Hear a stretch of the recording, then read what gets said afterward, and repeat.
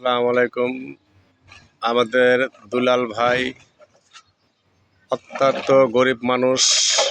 এই যে বাঙালি টোকাইয়া উনি সংসার চালান। বয়স্ক লোক, উত্তরা ঢাকা থেকে উনি থাকেন। ওনার দেশের বাড়ি হচ্ছে নীলফামারী ডিস্ট্রিক্ট। ওনার গ্রামের বাড়ি হইতেছে পঞ্চপুকুর ইউনিয়ন। উনি ঢাকায় অবস্থান করেন। এই ভিডিওটা অত্যাধিকভাবে শেয়ার করে দিবেন, সবাই যেন দেখতে পারে, দেখার সুযোগ করে দিয়েন। আমাদের দুলাল ভাই